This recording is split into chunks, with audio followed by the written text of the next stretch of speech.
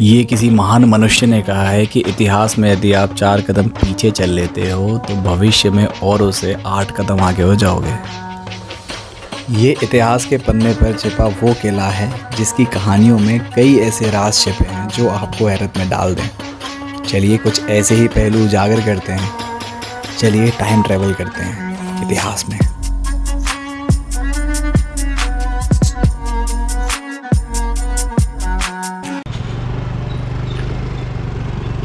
ये जो पॉइंट है ये उरवाई गेट है और यहाँ से जो है किले के रास्ते की शुरुआत होती है।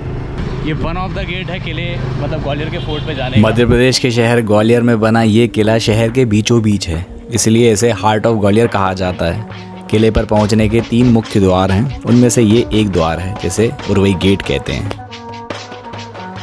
कितना अच्छा लग रहा है ये वादियाँ देख यार, कितना अच्छा लग रहा है यार। ये ड्रोन शॉट है यार यहाँ पे तो।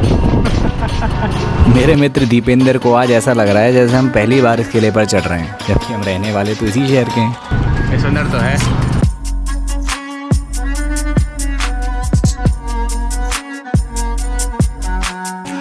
ये जो ग्वालियर शहर है ना, ये गोपाचल पर्वत से घिरा है। इसी पर्वत पर बना है ग्वालियर का ये किला। कहते हैं कि यहाँ के राजा सूर्यसेन को कुष्ठ रोग से मुक्त करने वाले ऋषि मुनि ग्वालेपा के नाम पर इस शहर का नाम पड़ा है ग्वालियर। अब असल वर्ष का अंदाज़ा लगाना मुश्किल है जब ये किला बनके तैयार हुआ हो, किंतु अलग अलग काल में अलग अलग राजवंश यहाँ राज किए हैं। इसका प्रतीक है ये रॉक कट जैन स्कल्पचर्स। 7वीं शताब्दी के आसपास इनका निर्माण किया गया प्रतिहारा के राजाओं द्वारा, जो जैन धर्म में अपनी निष्ठा रखते थे। 1527 में मुगल शासक बाबर ने इन्हें खंडित करने के आदेश दिए।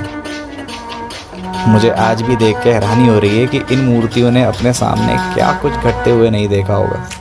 यदि इनकी नज़रों से देख पाता तो इतिहास को बेहतर जान पाता। अब ग्वालियर फोर्ट के लिए जब आप आते हो तो 2 रास्ते हैं। एक वैसे तो 3 रास्ते हैं। एक है जो हाथी रास्ता है जिसे एलिफेंट डोर कहते हैं। ये है उरवई गेट जहाँ से अभी हम आए बताया होगा। इस गेट की खासियत है कि आप गाड़ी से यहाँ तक आ सकते हैं। वहाँ से आपको अगर पद यात्रा करने की इच्छा नहीं है या ट्रैक करने की इच्छा नहीं है तो आप उरवई गेट से जब आते हैं तो आपको शुरुआत में ही ये जो एरिया है वो मिलता है। यहाँ पे जो है जैन स्कल्पचर्स हैं खूब सारे। मतलब छोटी छोटी कार्विंग्स देख रहा है कितनी छोटी छोटी सी बना के रखी हुई है। मतलब सोच के देखो कि कैसे बनाया होगा यार। इतनी बारीकी से सोचने वाले जो लोग होते थे ना वो थे उस समय पे। आज हम घर वगैरह बनाते हैं तो ज़्यादा सोचते भी नहीं हैं। छोटे छोटे डिज़ाइंस हैं। एक बात और बताऊँ, जिसने भी डिस्ट्रॉय किया है ना उसने भी बड़ी शिद्दत से डिस्ट्रॉय किया है कि मतलब छोटे छोटे स्कल्पचर बनाए गए ना। मैं आपको दिखाता हूँ, जैसे यहाँ पे आके देखिए, ये देखिए। अब ये क्या कहते हैं तीर्थंकरों के स्कल्पचर्स बने हुए हैं और एक एक स्कल्पचर को खंडित किया गया है। ये पूरा गोपाचल पर्वत का जो पहाड़ है उसके ऊपर कार्विंग की गई है अपने हाथों से। आप लोग खुद समझिए कि कितनी ज़्यादा स्किल्स चाहिए होती होंगी उस टाइम पे लोगों को इस तरह के चीज़ों को अंजाम देने के लिए जो आज हमारे सामने है। चलो अब हम हमारे किले के मुख्य इमारत की ओर बढ़ेंगे, अपनी गाड़ी को ठीक से पार्क करते हुए।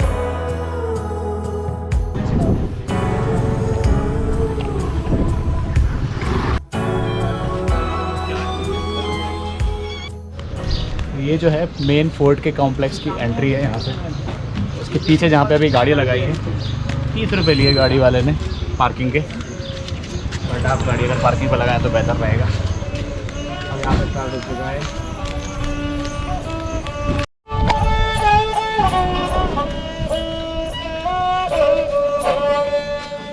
किले की मुख्य इमारतों में सबसे पहले बाईं ओर एक शिव मंदिर है और उसके पीछे एक शाही बाहुली है। मुगलों ने मंदिर में शिवलिंग को खंडित किया, किंतु यह मंदिर वे पूरी तरह से नष्ट नहीं कर पाए। बाद में जहांगीर ने इसे एक कैद खाना यानी कि जेल बना दिया। अब ये जो आप मेरे पीछे देख रहे हैं ये जो कॉम्प्लेक्स है असल में हिंदू आर्किटेक्चर है, लेकिन बाहर का जो आप ये जो रीजन देख रहे हैं ये है मुगल आर्किटेक्चर। ये जो है पूरा का पूरा ये मुस्लिम इन्वेडर्स ने इसको डिस्ट्रॉय करने की कोशिश की थी। असल में ये मंदिर था जो राजपूतों ने मतलब तोमर डायनेस्टी जहाँ पे राज किया करती थी उन्होंने यहाँ पे बनाया था। राजा मानसिंह द्वारा बनाए गए इस मंदिर में कुल 80 खंबे हैं जिन्हें नष्ट करने की कोशिश सफल नहीं हुई। तो जहाँ पे ऐसे जंजीरें बांध देते होंगे और सड़ने के लिए छोड़ देते होंगे। ये खूबसूरत गोलाकार बावली का लुत्फ राजशाही परिवार उठाया करता था। भाई बता ये पूरा ये देख के कुछ ऐसा लग रहा है, कुछ रिजेंबल कर रहा है क्या? कुछ याद आ रहा है इसको देख के, पूरे बावड़ी के स्ट्रक्चर को देख के? पार्लियामेंट जैसा लग रहा है।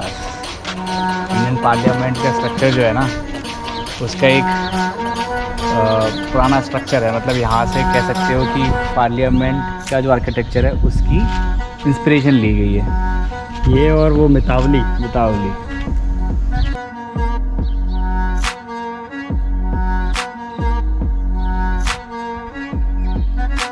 ये जो पीछे है ये ब्रिटिश आर्किटेक्चर है। एक्चुअली में ये आर्मी हॉस्पिटल हुआ करता था ब्रिटिशर्स का, अभी इसको संग्रहालय में कन्वर्ट कर दिया गया, यानी कि अभी ये म्यूज़ियम है। और ये जो देख रहे हो, ये वाला जो पिलर है, इसे भी डिस्ट्रॉय कर दिया गया था अंग्रेज़ों द्वारा। बाद में सिंधिया फैमिली ने इसे रिकन्स्ट्रक्ट किया हुआ है। अब मैं किले के जिस हिस्से में आ गया हूँ वहाँ से ग्वालियर का किला सबसे सुंदर रूप में दिखाई देता है। मेरे सामने सारा शहर है और एक तरफ राजा मान सिंह का मनमोहक पैलेस। चलिए कुछ बातें आपको वहीं से बताता हूँ। अब ये मालूम क्या है, ये जो पूरा का पूरा एरिया है ना, इतना पूरा जो खुले में मैदान है, ये है दीवाने आम राजा मान सिंह का। ये यहाँ पे बैठा करते थे हमारे राजा मान सिंह, बैठ के जो भी कार्यक्रम हुआ करते थे वो देखते थे। यहाँ पे सारे मिनिस्टर्स जमा होते थे। तो ये चबूतरा थोड़ा अच्छा सा बना हुआ है। वहाँ पे आम पब्लिक, देखा वो आम पब्लिक, वहाँ पे आम पब्लिक रहा करती थी। छोटी छोटी जाली वाली खिड़कियाँ है ना, वहाँ से देखा करती थी रानियाँ बैठ के। ये जो भी कार्यक्रम यहाँ चला करते थे उनकी व्यवस्था भी की गई थी। और ये जो है कलर, भैया ओरिजिनल कलर है, सैंडस्टोन, टेरिकोटा के जो पत्थर होते थे ना, टाइल्स होती थी, उस पर जो है कॉपर और सल्फेट को मिक्स करके ओरिजिनल कलर बनाए जाते थे। जो कितना सुंदर है आज तक अभी तक। मतलब जो ब्लू है तो ब्लू है, जो येलो है तो येलो है, ग्रीन है तो ग्रीन है। इतने प्यारे कलर्स का इस्तेमाल किया गया है उस समय पे। क्या क्या दिख रहा है पता?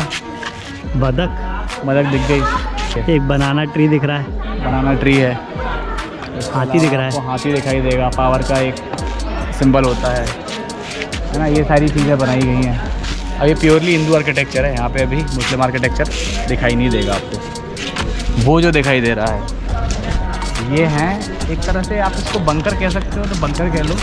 सारी आर्टिलरीज वगैरह यहाँ पे रखी जाती थी। फिलहाल ये बंद रहता है, इसके गेट्स बंद हैं।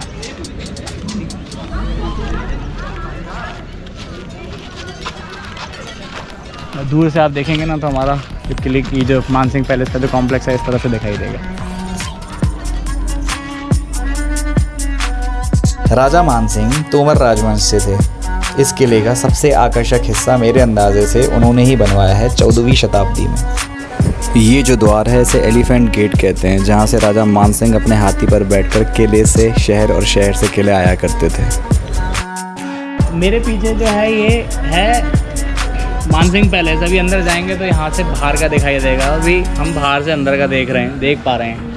और ना ये वीडियो आप लोगों को पसंद आ रहा हो ना तो थोड़ी सी कृपा कीजिएगा और हमारे चैनल को सब्सक्राइब ज़रूर कर लीजिएगा अभी तक नहीं किया है तो। लाइक और शेयर तो आप करेंगे क्योंकि आप लोग सज्जन लोग हैं। राजपूतों की आन बान शान की व्याख्या करता यह किला जीवित खड़ा है आज भी हमसे अपनी कहानी बयान करने के लिए।